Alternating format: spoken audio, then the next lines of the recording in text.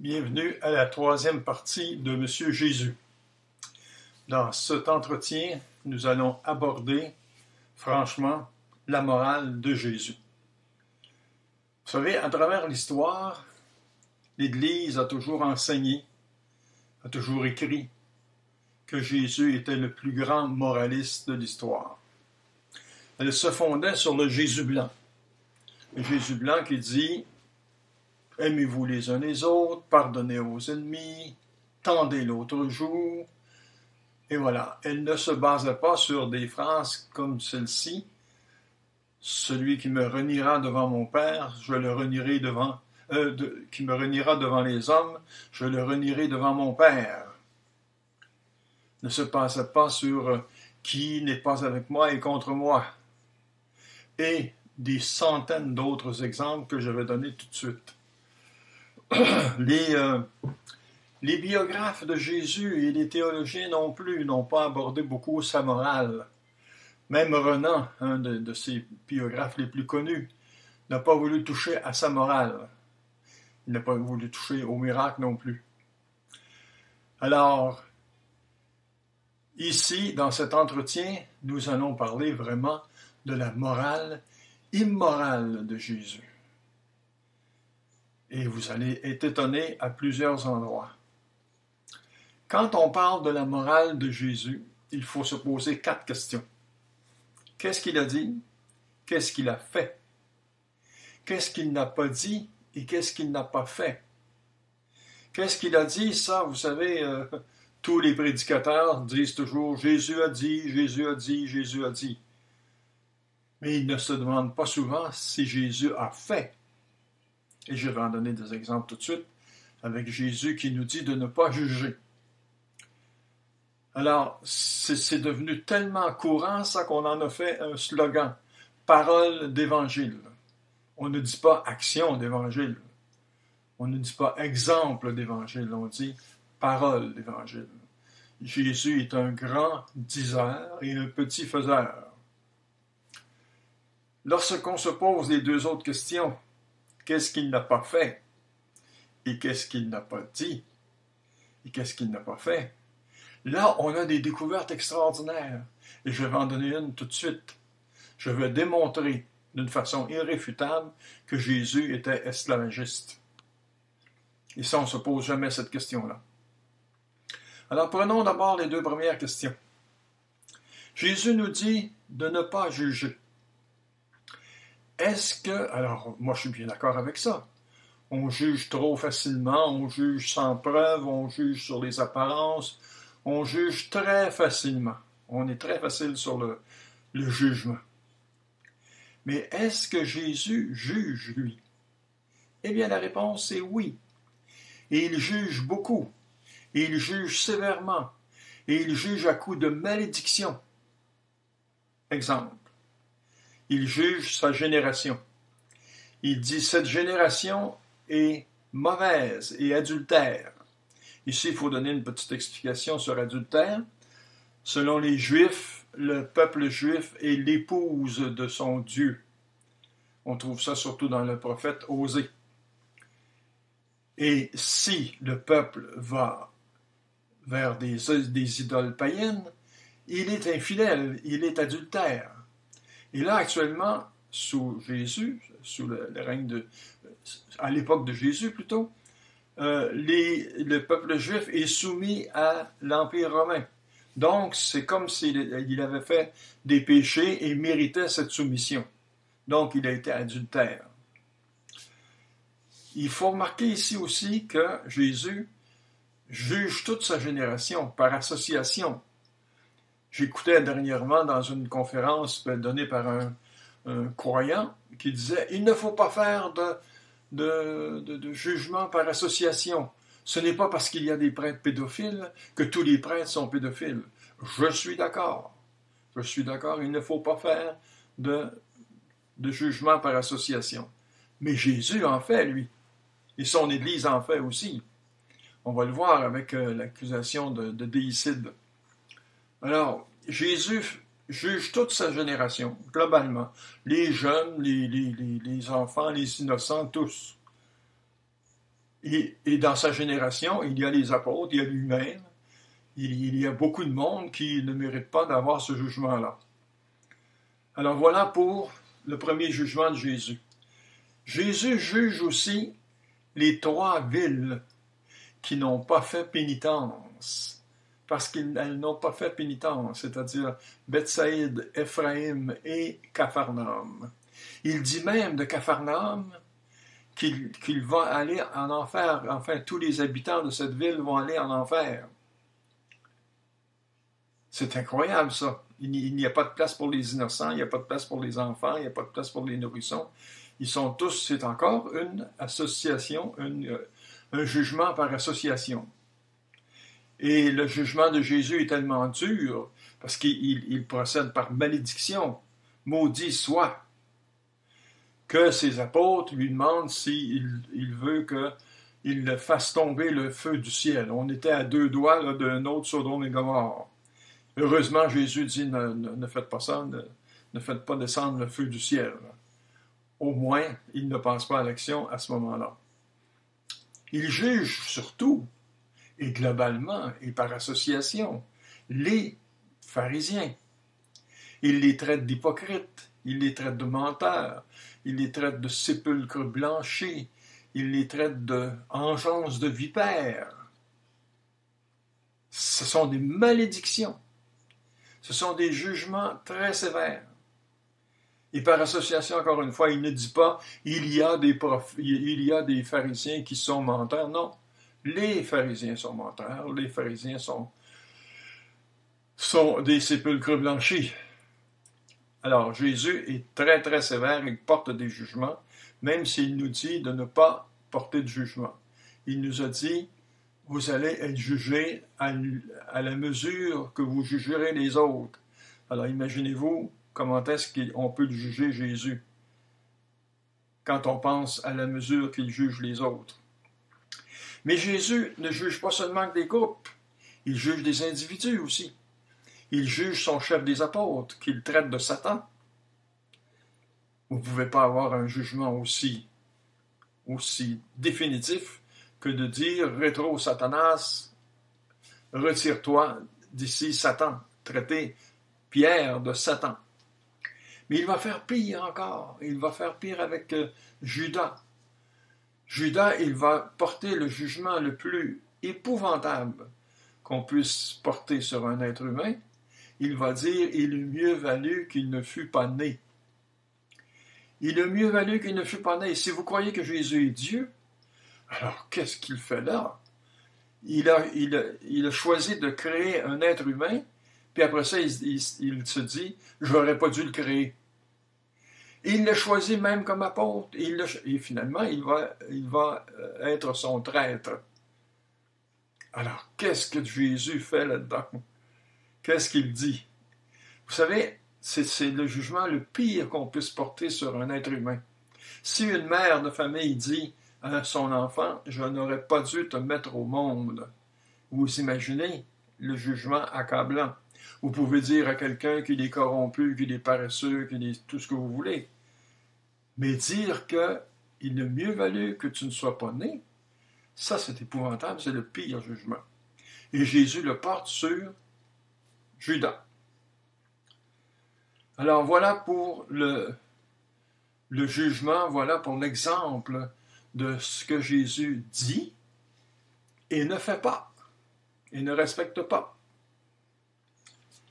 Deuxièmement, c'est est-ce que Jésus a parlé d'esclavage? Est-ce qu'il a pratiqué l'esclavage? Alors là, c'est étonnant. Là, c'est vraiment étonnant. Si vous croyez que Jésus est Dieu, vous êtes très mal pris. Parce que là, vous savez, c'est la Bible elle-même qui le dit. C'est pas la Bible, mais l'Église le dit de la Bible. Tous les livres de la Bible ont été inspirés par Dieu et chaque partie de livre a été inspirée par Dieu. Donc, si ça a été inspiré par Dieu, Jésus fait partie de la divinité. Il est la deuxième personne de la Trinité. Il est donc responsable de tous les crimes de l'Ancien Testament. Et un de ces crimes-là, c'est l'esclavage. Ça commence avec Noé. Noé condamne Cam à être l'esclave de ses deux frères. Et ensuite, ça va reprendre avec Abraham. Abraham va accepter 318 esclaves du Pharaon parce qu'il lui a prostitué sa femme Sarah. Et ensuite, ça va être repris par Moïse. Vous imaginez Moïse qui libère son peuple de l'esclavage, va ensuite rétablir l'esclavage dans son peuple. Vous avez juste à vérifier dans le Lévitique, vous allez trouver tous ces passages-là sur l'esclavage. Ça fait partie de la loi de Moïse, l'esclavage. Alors, lorsque Jésus apparaît sur la terre, si vous croyez qu'il est Dieu, il est responsable de tout le passé de Dieu dans l'Ancien Testament. Et là, il naît dans une société esclavagiste. Il y a des esclaves des Juifs, il y a des esclaves des Romains, il y a des esclaves des Grecs, et même aussi, on peut dire, des Égyptiens. Des Juifs, à cette époque-là, les Juifs ont encore des esclaves. Ils peuvent avoir des esclaves étrangers ou des esclaves juifs même. Lorsque Jésus à Cana dit aux serviteurs « remplissez ces amphores », eh bien, il dit à des esclaves « remplissez ces amphores ». Dans ces paraboles, c'est plein de serviteurs. Ce sont tous des esclaves, parce que le mot « servus » en latin veut dire servilité, servitude, servage. Ça va donner serf aussi au Moyen-Âge, et le servage au Moyen-Âge. Lorsqu'on dit esclave, c'est à la fin du XVIe siècle. Lorsque les chrétiens abandonnent le servage, ils ont toujours besoin d'esclaves, et alors ils vont voir les Slaves. Ils vont voir les Russes, ils vont voir toute l'Europe de l'Est. Et là, ils vont recruter des esclaves, des slaves. En anglais, d'ailleurs, c'est gardé tel quel. Slave, slavery. Tandis qu'en français, on a changé ça un peu. On a dit esclavage, esclave. Oui, esclave, esclavage. Bon, c'est ça. Alors, on fait un anachronisme si on emploie le mot esclave avant le XVIe siècle. Dans les évangiles, ils font souvent cet anachronisme-là. D'ailleurs, Jésus parle de l'esclavage du péché et non pas du péché de l'esclavage. Nuance. Et alors, il aurait dû s'occuper du péché de l'esclavage en priorité et de toute urgence, avant de condamner les mauvaises pensées, avant de condamner les règlements du sabbat, de se chicaner avec les pharisiens là-dessus. Il aurait dû s'occuper de l'essentiel. L'être humain ne peut pas réduire en esclavage son semblable. Il ne peut pas s'en constituer une propriété. Mais on ne trouve rien de ça. Jésus ne condamne pas l'esclavage. Au contraire, alors il ne condamne pas l'esclavage. Il a manqué des belles occasions. Les béatitudes. Il aurait pu dire « Bienheureux ceux qui n'ont pas d'esclaves. Bienheureux ceux qui libèrent leurs esclaves. » Ou encore « Malheur à ceux qui ont des esclaves et malheur à ceux qui ne libèrent pas leurs esclaves. » Non, aucune béatitude là-dessus. Il y a des béatitudes sur les affligés, sur les pauvres, sur différentes choses, mais là, on a quelque chose d'essentiel. Jésus est venu pour libérer les gens de l'esclavage, s'il est Dieu. C'est la première chose à libérer, là. Alors, Jésus, au contraire, considère l'esclavage comme quelque chose de normal. Lorsque le centurion lui envoie un serviteur pour demander la guérison d'un autre serviteur, c'est-à-dire un esclave et la guérison d'un autre esclave, eh bien, Jésus ne dit pas « je vais guérir ton serviteur à condition de le libérer ». Non. Il le guérit et au contraire, il loue la foi du centurion. Imaginez-vous, il dit « Je n'ai jamais vu une si grande foi en Israël ». Il dit ça d'un centurion qui est un païen, qui est un Romain, qui est de religion romaine et qui n'a pas la foi du tout dans sa religion, le judaïsme. Alors, il y a des croyants qui m'ont dit « Oh, mais Jésus, il ne fait pas de miracle sous condition. Il ne pose pas de conditions. » C'est faux, tout à fait faux. Jésus pose des conditions continuellement. Il demande aux gens d'avoir la foi. S'ils n'ont pas la foi, comme je parlais des 3 villes, les 3 villes n'ont pas fait pénitence. Donc, il ne fait pas de miracle pour les 3 villes. Alors, Jésus pose souvent des conditions. Jésus... ensuite, va se conduire comme un esclavagiste. Ça, vous trouvez ça dans Jean, chapitre 15, verset 15. Jésus dit, « Jusqu'ici, je vous ai appelé serviteur, donc esclave. Dorénavant, je vais vous appeler ami. » C'est ce qu'il fait d'ailleurs lorsque Judas vient l'embrasser dans le jardin de Gethsémani, il lui dit « ami ». Qu'est-ce qu'il fait à ce moment-là? Il dit ça au moment de la dernière scène. Donc, il libère ses esclaves, il les affranchit. Il leur dit « Vous n'êtes plus mes esclaves maintenant ». Est-ce que Jésus a traité ses apôtres en esclaves? Oui. D'abord, lorsqu'il les appelle, il leur donne un ordre « Suis-moi ». Il n'est pas question de refuser, là. « Suis-moi ». Ensuite, il les traite d'hommes sans intelligence, d'hommes sans foi. Il exige qu'ils abandonnent leurs femmes, leurs enfants. Et il les traite très souvent en disant « Vous ne comprenez rien à ce que je dis. » Bon, Jésus est très dur et tout à l'heure, je donnais l'exemple de Pierre qui se fait traiter de Satan et de Judas qui se fait traiter qu'il n'aurait jamais dû naître. Alors Jésus traite vraiment ses apôtres comme des esclaves. Et c'était tout à fait normal. J'ai posé dès le début l'hypothèse que Jésus était un petit prophète intolérant, violent, fanatique. Et les prophètes avaient des esclaves. Très souvent, ils se faisaient suivre par un groupe d'esclaves. Plus ou moins volontairement, plus ou moins selon le choix de ceux qui suivaient. Ils suivaient le prophète. Jésus a tellement été esclavagiste que même Pierre et Paul, dans leurs épîtres, vont dire esclave ou domestique ou serviteur. Ils ne devraient pas dire domestique, par exemple, parce qu'il y a une différence entre domestique et serviteur. Obéissez à vos maîtres. Ils disent obéissez à vos maîtres. Vous imaginez si Jésus avait prêché contre l'esclavage. Pierre aurait enseigné aussi qu'il faut abolir l'esclavage. Et Paul, qui prétend avoir reçu la révélation de Jésus, aurait aussi aboli l'esclavage. Il y a un croyant qui m'a dit « Ah, tu es un idéaliste, tu voudrais que Paul et Pierre jouent au Spartacus qui libère les esclaves contre les Romains. » Non, ce n'est pas ça. Ce n'est pas ça. Ce qu'on pourrait exiger de Pierre et de Paul, c'est que les chrétiens n'aient pas d'esclaves. Il n'y ait pas de maître chrétien. Et qu'il n'y ait pas d'esclaves sous les maîtres chrétiens.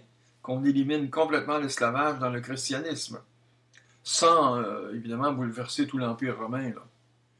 Mais non, l'Église accepte l'esclavage dès le début, il va accepter l'esclavage pendant 2000 ans, même encore aujourd'hui.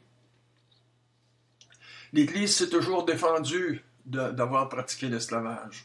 Et pourtant, j'ai écrit tout un livre, moi, sur ces esclaves, je bâtirai mon Église, qui n'est pas publié encore, et je démontre pendant 300 pages que l'Église a pratiqué l'esclavage. Il y a des papes qui ont eu des esclaves, il y a les dominicains, les jésuites, les franciscains qui ont eu des esclaves. Et les chrétiens, surtout, ont pratiqué l'esclavage avec la traite des Noirs.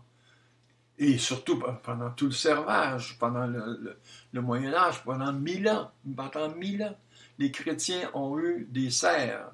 Là, il y a des historiens qui disent « Ah, les serfs, ce n'est pas des esclaves. Ah, je m'excuse, ce sont des esclaves. » Parce que un esclavage, c'est pas nécessairement enchaîner les gens. Là. pas nécessairement leur mettre des chaînes au cou, là. C'est si vous avez firmé votre propriété sur un être humain, il est donc votre esclave. Même si vous le traitez très, très, très bien. Il y avait des esclaves grecs qui étaient très bien traités par les Romains. Mais ça reste des serfs parce que ces serfs-là étaient attachés à une terre, attachés à un seigneur, et si le seigneur vendait sa seigneurie, ou s'il la perdait à la suite d'une bataille, eh bien, les serfs passaient aux mains du nouveau seigneur. Alors, c'est véritablement un esclavage. Et quand on a mis fin au servage, on mettait fin à un esclavage. Alors, l'Église a toujours pratiqué l'esclavage. Puis, en 1839, le pape Grégoire XVI, mais avant ça, je dois dire une chose, c'est que dans les paraboles de Jésus, non seulement il y a des serviteurs qui sont des esclaves, mais il n'y a pas une seule parabole de Jésus qui nous présente un esclavagiste, un maître, libérant ses esclaves. Il aurait pu nous présenter ça comme modèle. Il libère ses esclaves, voyez-vous, il faut libérer ses esclaves. Alors, je reviens au pape Grégoire XVI, en 1839, il écrit une encyclique pour condamner l'esclavage. Il dit à 4 reprises que l'esclavage est un commerce inique. Inique.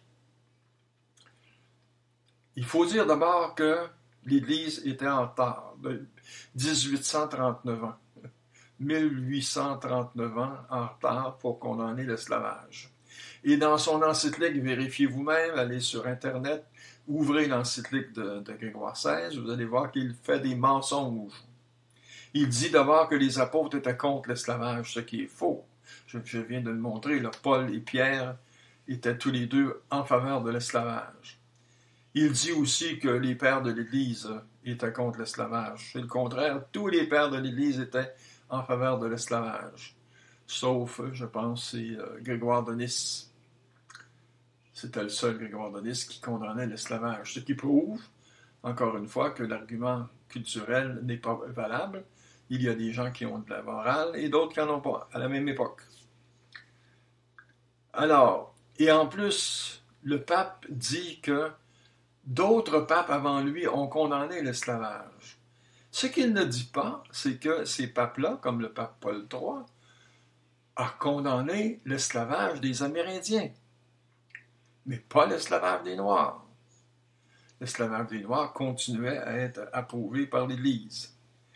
Et après l'encyclique de Grégoire XVI, le Brésil va continuer à pratiquer l'esclavage jusqu'en 1888.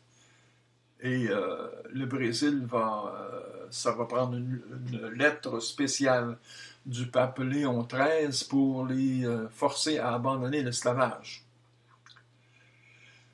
D'ailleurs, le Brésil va détruire toutes ses archives pour enlever les traces de l'esclavage qu'ils ont pratiqué.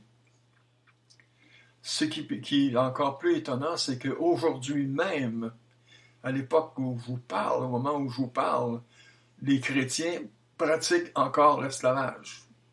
Si vous allez voir l'atlas de l'esclavage, vous allez voir que 22 pays chrétiens pratiquent l'esclavage actuellement.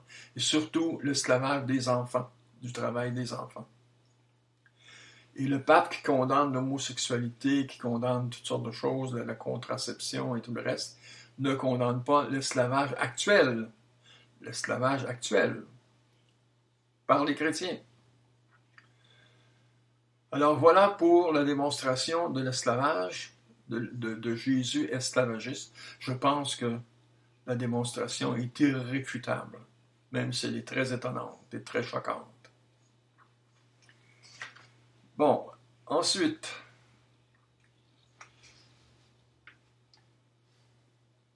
Jésus n'aime pas son prochain, ni les païens, ni les juifs, ni ses proches.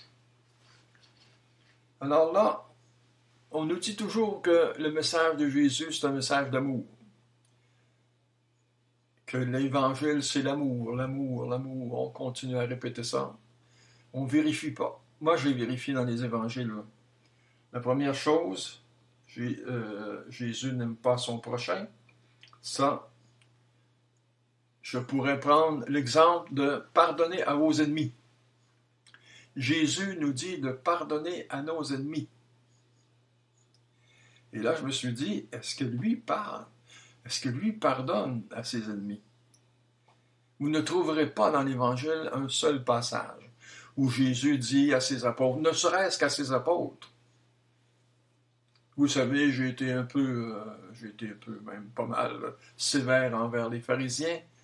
Je leur demande pardon de les avoir attaqués, de les avoir maudits comme ça, parce que quels sont les ennemis de Jésus? Ce sont les pharisiens, les scribes, les docteurs, les sadducéens. Alors, jamais vous allez voir Jésus pardonner à ses ennemis. Vous allez me dire, du haut de la croix, il a dit, Père, pardonnez-leur parce qu'ils ne savent pas ce qu'ils font. Justement, il demande au Père de pardonner, mais lui, il ne pardonne pas. Et d'ailleurs, le mot leur est tellement vague. Est-ce que c'est les pardonnez-leur? Est-ce que c'est les Romains? Est-ce que c'est les Juifs? Qui est-ce que c'est leur? C'est très, très vague. Et c'est le Père qui doit leur pardonner. Et le Père ne pardonne pas. On n'entend pas du haut de la croix, oui, mon fils, je leur pardonne, pas du tout, comme on entendait la voix au baptême ou à la transfiguration. Non, on n'entend pas ça.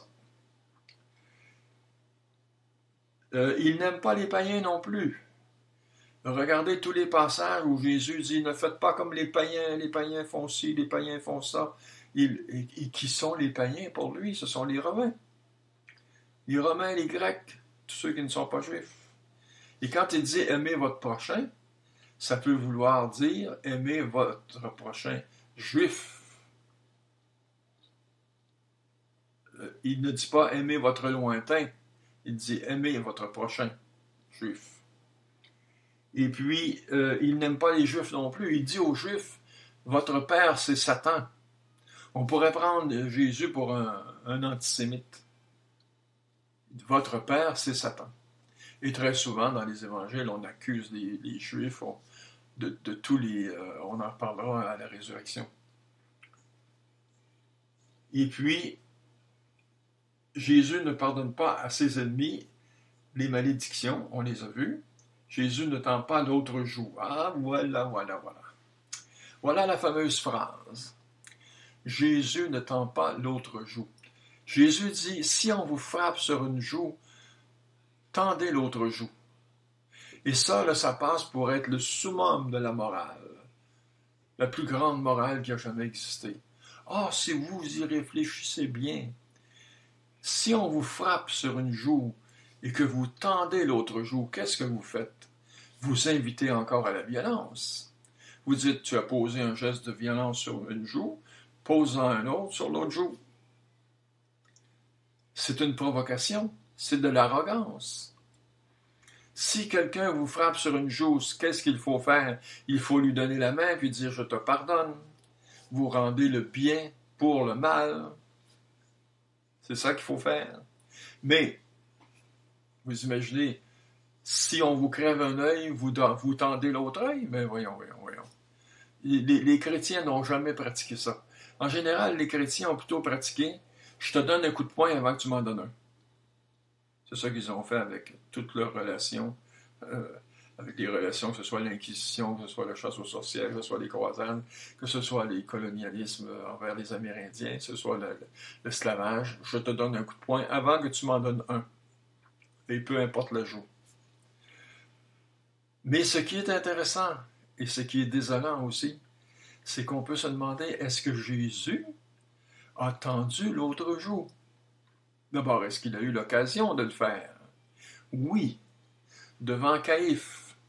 Lorsque Caïphe lui pose une question et Jésus répond d'une façon arrogante en disant « demande à ceux qui m'ont entendu », là, le serviteur de Caïphe, du grand prêtre, prend ça pour de l'arrogance, et c'est vrai. Et Jésus est souvent arrogant dans ses réponses. Hein? Alors, il lui donne un soufflet, il lui donne une claque sur les joues, sur une joue. Est-ce que Jésus va tendre l'autre joue? Pas du tout. Au contraire, il se défend. il se défend. Il dit, si j'ai mal parlé, dis-moi en quoi j'ai mal parlé. Et si je n'ai pas mal parlé, pourquoi me frappes-tu? Alors Jésus se défend. Durant l'Inquisition, là, les accusés par l'Inquisition n'avaient même pas l'occasion de se défendre. Ils ne savaient même pas de quoi, qui les accusait, et souvent de quoi on les accusait. Tandis que Jésus peut se défendre. Et il ne tend pas l'autre joue. Et on dit que pendant son couronnement, on tapait sur sa couronne d'épines et on le souffletait en même temps. Mais on ne dit jamais qu'il a tendu l'autre joue. Voilà pour cette fameuse phrase-là. Ça peut étonner beaucoup de gens parce qu'on entend complètement le contraire. On pense ça pour de la grande morale. Jésus est égocentrique. Alors là, c'est la fameuse scène à Béthanie. Marthe vient rencontrer Jésus avec du parfum. Elle répand ce parfum-là sur ses pieds, sur sa tête, et elle dénoue sa chevelure pour essuyer avec ses cheveux. Et là, Judas va dire, il est mieux valu vendre ce parfum et de donner l'argent aux pauvres. Il y en avait, paraît-il, pour 300 deniers, ce qui est 10 fois plus cher que le montant pour lequel Judas a vendu Jésus, 30 deniers. Et alors là, la réponse de Jésus, c'est la première fois que j'étais croyant à ce moment-là, et c'est la première fois que j'ai douté de Jésus, parce que sa réponse est absolument incroyable.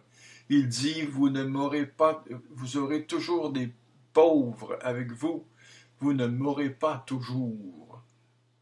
Ça veut dire qu'il fait passer sa personne avant les pauvres, lui qui a défendu les pauvres.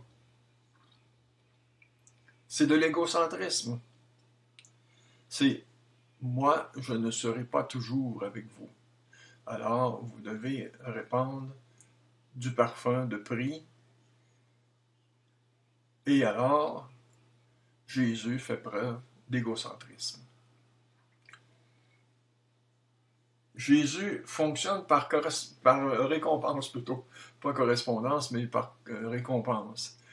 Alors, remarquez que Jésus dit souvent, votre récompense sera grande, et votre récompense, et votre récompense. Il nous prend pour des enfants. On va toujours faire quelque chose en vue d'avoir une récompense. Un athée, lui, il va être charitable envers son prochain, par pur humanisme, sans en attendre une récompense dans le ciel.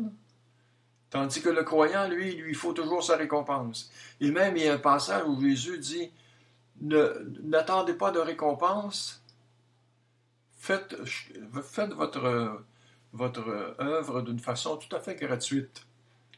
Et après, il dit, et vous serez récompensé au centuple. Alors, ce n'est pas un Dieu qui peut faire ça. C'est un être humain qui pense comme un être humain. Et on en arrive à un morceau de résistance que j'appelle Jésus, prince des menteurs, prince du mensonge. Jésus fait plusieurs mensonges. Après avoir traité les pharisiens de menteurs, il fait plusieurs mensonges. J'en ai relevé 32. Il y en a plus que ça. Mais je voulais mettre fin finalement à ce carnage. Alors, je vais vous les donner. Ils sont dans mon livre. Permettez-moi de lire dans mon livre parce que j'ai toutes les références là. Et je ne peux pas mémoriser 32 mensonges, ça fait un peu trop. Le premier mensonge, Jésus dit, et le Père qui m'a envoyé lui m'a rendu témoignage. Vous n'avez jamais entendu sa voix. Vous n'avez jamais entendu sa voix, mais on a entendu sa voix au baptême et à la transfiguration. Mensonge. Jésus ment sur son identité messianique. Alors là, c'est incroyable. On n'arrive pas à savoir ce que Jésus vient faire. Il dit toujours, « Qui dit-on que je suis? » Et alors les apôtres disent, « Tu es un prophète, tu es Élie, le retour d'Élie, tu es... » Et là, Pierre va faire sa fameuse confesse, « Tu es le Christ, le Fils du Dieu vivant. » Et là, l'Église, d'ailleurs c'est Jésus qui dit, cette révélation devient d'en haut et non pas de la chair. Et l'Église, à ce moment-là, dit que c'est vraiment un témoignage sur la divinité de Jésus. Or, qu'est-ce que dit Pierre? Il dit, tu es le Christ, tu es celui qui a eu l'onction. Donc, c'est-à-dire, soit le roi, soit le Messie qui a eu l'onction. Tu n'es pas Dieu pour ça. Tu es le Fils du Dieu vivant. Le Fils du Dieu, on a vu qu'est-ce que c'était le Fils du Dieu. C'est encore le roi ou le Messie messianique, le Messie politique. Alors, lorsqu'il dit le Fils du Dieu vivant, alors là, ça demande une petite explication. Pourquoi dire le Fils du Dieu vivant? Dieu est vivant, c'est certain. Dieu n'est pas mort. D'où ça vient, cette expression-là? Alors, l'explication que je vous apporte, ça vient des Égyptiens. Les Égyptiens avaient un pharaon. Ce pharaon-là était censé être un dieu. Alors, lorsqu'il était vivant, on disait c'est le Dieu vivant. C'est lui le Dieu vivant, là, sur le trône. Quand il mourait, c'était le Dieu mort. Et il y avait son successeur qui devenait le Dieu vivant à son tour. Cette expression-là va être empruntée par les chrétiens un peu à l'aveuglette. Qu'est-ce que ça veut dire, le Dieu vivant, pour les chrétiens? C'est un Dieu éternel. C'est certain qu'il est vivant. C'est pas un Dieu humain, là. Et c'est la même chose pour l'expression « mère de Dieu ». Pourquoi on dit que Marie est mère de Dieu? C'est impossible. La créature ne peut pas être la mère de son Dieu. Même si c'est Jésus qui est Dieu, c'est un homme Dieu quand même, selon la doctrine de l'Église. Alors, dire qu'elle est la mère de Dieu, ça n'a aucun sens. Mais la mère du Pharaon, on disait que c'était la mère de Dieu, puisque le Dieu était là, il était sur le trône. On disait c'est la mère de Dieu. Et on a donné le titre à Marie, un peu à l'aveuglette aussi, parce que ça n'a aucun sens. D'ailleurs, il y a des chrétiens qui se sont révoltés contre cette histoire de dire que Marie était la mère de Dieu. Alors, l'identité messianique de Jésus, c'est un gros mensonge. Il ne dit pas ce qu'il est, il tâtonne, il tourne autour du pot, c'est oui, c'est non. Et c'est la même chose pour son identité ethnique. Est-ce que c'est un juif? Est-ce que c'est un galiléen? Ce n'est pas un samaritain, ça c'est certain, c'est pas un samaritain. Mais on le prend pour un juif, et il dit que les juifs, c'est Satan leur père. Alors on a l'impression qu'il ne s'identifie pas aux juifs, il s'identifie aux Galiléens. Il ment sur le royaume des cieux, il dit le royaume des cieux est proche. Le royaume des cieux n'est pas proche. Après 2000 ans, il est toujours très loin. Seulement que le tiers de l'humanité est chrétienne. Alors, le royaume des cieux est loin. Alors, c'est un mensonge qu'il fait, tout comme sur la fin du monde. Jésus ment sur le centuple. Il dit souvent, vous serez payé au centuple. Quand est-ce que quelqu'un a reçu le centuple de son action? Vous n'en avez pas d'exemple. Jésus avoue qu'il a menti en révélant la loi de Moïse, en dénonçant la loi du talion. Il dénonce la loi du talion, mais ça n'a pas de sens. C'est sa loi à lui. C'est lui qui l'inspirait à Moïse. Donc, il s'inscrit en faux contre sa propre loi. Alors, ou bien la loi du talion, c'est la vérité, ou bien ça ne l'est pas. Il y a un mensonge à une place ou l'autre. Jésus ment à ses frères. Vous vous rappelez, c'est la veille du dimanche des rameaux, et ses frères disent « Manifeste-toi, pourquoi tu te caches? Manifeste-toi. » Et puis, nous allons monter, nous autres, à Jérusalem. Et Jésus dit « Moi, je ne monte pas à Jérusalem. » Et après ça, on nous dit « Et en catimini, Jésus monte à Jérusalem pour être reçu ensuite comme le roi. » Jésus utilise aussi des mots à double sens. Ce sont des mensonges, ça aussi, parce que Jésus dit le temple, Mais il ne voulait pas parler de son temps, il voulait parler de son corps. Alors, décidez-vous. Et comment se fait-il que l'apôtre savait que dans sa tête, il parlait de son corps, il ne parlait pas de son temps? Même chose pour l'eau vive de la Samaritaine. L'eau qui... Tu vas me donner de l'eau, puis je vais avoir soif encore, mais je peux te donner de l'eau et tu n'auras jamais soif ensuite. Alors, c'est encore des doubles sens. Et d'ailleurs, les gens ne comprennent pas ces doubles sens-là. Ils ne savent pas de quoi ils parlent. La fameuse naissance aussi avec Zachée. Il faut renaître, vous savez, il faut renaître. Alors, c'est des mensonges à double sens. Si Dieu est venu sur terre, c'était pas pour nous embrouiller. C'était pour nous clarifier, nous éclairer les idées. Il fallait qu'il soit clair. Il fallait qu'il s'exprime de façon claire et non pas d'une façon obscure qui équivaut à des mensonges. Jésus a menti sur les crimes des personnages de la Bible. Ça, je vais revenir là-dessus dans un autre entretien. C'est que les personnages de la Bible sont tous des criminels. Et surtout Moïse, 15 crimes Moïse. Et puis David a plusieurs crimes sur la conscience, Josué aussi, Élie aussi. Et Jésus a de l'admiration pour Élie, de l'admiration pour Moïse. Il ne condamne pas leurs crimes, ce qui est un énorme mensonge. S'il était Dieu, il aurait dû condamner leurs crimes. Mais comme il a inspiré ces crimes-là, alors c'est difficile de les condamner. Jésus trompe Satan. Alors, quand il est tenté par Satan, Jésus devrait dire « Agenouille-toi et adore-moi, je suis Dieu. Je suis l'homme Dieu. » Non, il entretient encore l'obscurité.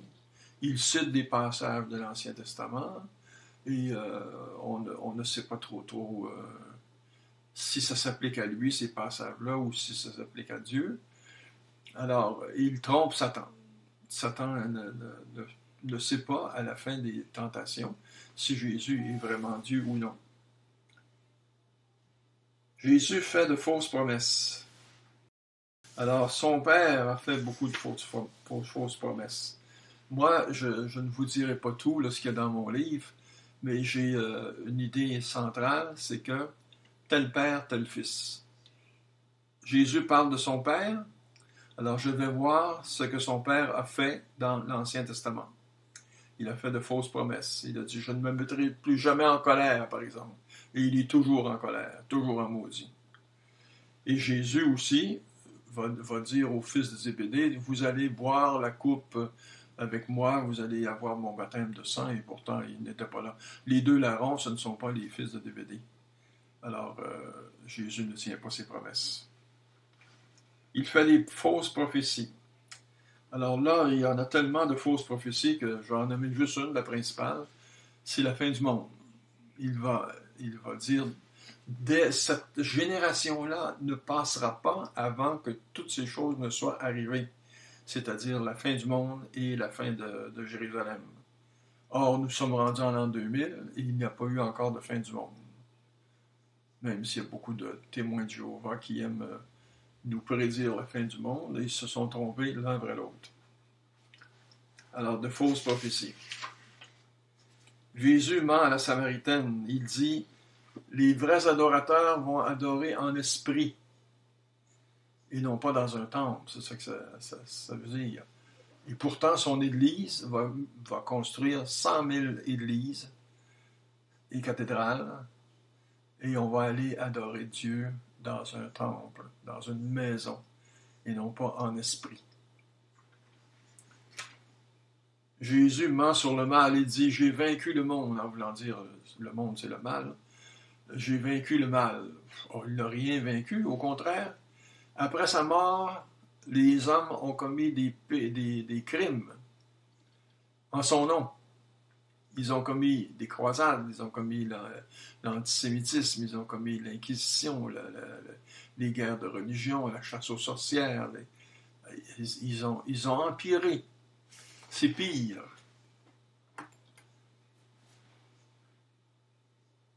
Alors, Jésus ment sur sa génération. Il dit, cette génération-là n'aura pas d'autre signe que le signe de Jonas.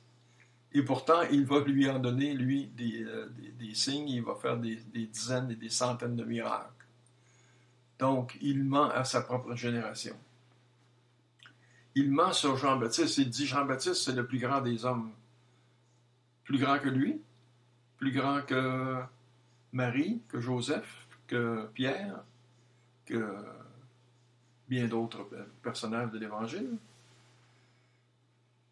Je ne pense pas que Jean-Baptiste soit le plus grand des hommes. Je ne sais pas pourquoi Jésus dit ça, et il ne le démontre pas. Jésus ment sur Élie et Enoch. Jésus prétend que nul n'est monté au ciel, hormis celui qui est descendu du ciel.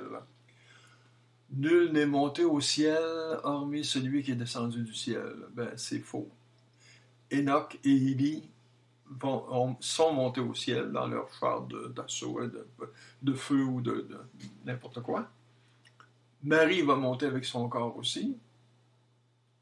Et Jésus va monter à l'ascension avec son corps. Alors, il ment là-dessus. Il n'est pas le seul à monter au ciel avec son corps. Et là, on arrive au 17e mensonge. C'est un mensonge incroyable. Jésus va mentir, va raconter des paraboles pour mentir aux gens. Et je cite, « À vous, le mystère du royaume de Dieu a été donné, mais à ceux-là qui sont dehors, tout arrive en parabole, afin qu'ils aient beau regarder, et ils ne voient pas, qu'ils aient beau entendre, et ils ne comprennent pas, de peur qu'ils ne se convertissent et qu'il ne leur soit pardonné. » Jésus, c'est assez bizarre, cette phrase-là, ça enlève toute divinité à Jésus. D'abord, il dit que la vérité est donnée aux apôtres. Alors, les apôtres eux-mêmes disent « Explique-nous tes paraboles, on ne comprend rien. » Mais en plus, et c'est là qu'il est absolument immoral, il dit « Ceux qui sont dehors, je leur parle en parabole pour qu'ils ne comprennent pas, pour qu'ils ne voient pas, pour qu'ils ne se convertissent pas. » Mais alors, qu'est-ce qu'il est venu faire sur la terre? S'il est Dieu, qu'est-ce qu'il est venu faire sur la terre? Un conférencier dirait « Je donne des conférences pour que les gens ne me comprennent pas. » À moins qu'il y ait la blague du scientifique qui disait « Si vous avez compris quelque chose, c'est que je me suis mal exprimé. » Mais Jésus parle en parabole pour ne pas que les gens voient, pour ne pas que les gens entendent, pour ne pas que les gens se convertissent. Alors, c'est la tromperie suprême. C'est raconter des choses pour tromper les gens. C'est pas juste un mensonge, c'est une tromperie, c'est une fraude. Alors voilà pour cette étape 3 de M. Jésus. Je vous remercie de votre attention et à la prochaine, on verra encore la morale de Jésus. Il y en a beaucoup à dire. Merci.